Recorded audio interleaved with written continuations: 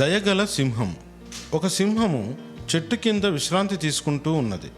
చిన్న చిట్టెలుక కలుగులోంచి బయటకు వచ్చి సింహం పైకి ఎక్కి కిందికి దూకుతూ అటు ఇటు గెంతసాగింది. సింహానికి నిద్రాభంగమై కోపంతో చిట్టెలుకను తన పంజాలో బంధించింది.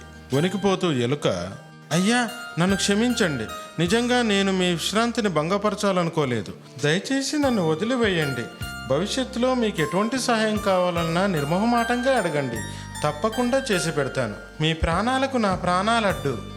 అందుకు సింహం గట్టిగా నవ్వుతూ, ఓ చిన్ని చిట్టెలుక, నీవు నాకు సహాయపడతావా?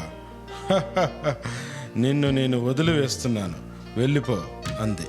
సింహం చిట్టెలుకను వదిలి తిరిగి విశ్రాంతి తీసుకోసాగింది. చాలా రోజుల తర్వాత వేటగాళ్ళు సింహాన్ని బంధించడానికి వలలు పన్నారు.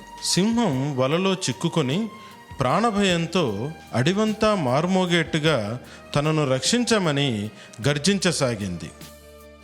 సింహం గర్జనను గుర్తుపట్టిన చిట్టెలుక చకచక బయటకు వచ్చింది. సింహం వలలో బందీగా ఉండడాన్ని గమనించింది. వేటగాళ్ళు దరిదాపుల్లో లేరని నిర్ధారించుకొని బలమైన వలతాళ్లను కొరికివేయడం ప్రారంభించింది. చివరకు సింహాన్ని వల నుండి విడిపించింది. సింహం కృతజ్ఞతతో ఎలుకను హత్తుకొని ముద్దు చేసింది. ఎలుక తానిచ్చిన మాటను నిలబెట్టుకున్నందుకు ఎంతో సంతోషపడింది. ఈ దేహానికి ప్రతిరోజు స్నానం చేయించి మంచి బట్టలు కట్టి రుచికరమైన భోజనం పెట్టి పోషిస్తూ ఉంటాము. ఇది మూర్ఖత్వమే అవుతుంది.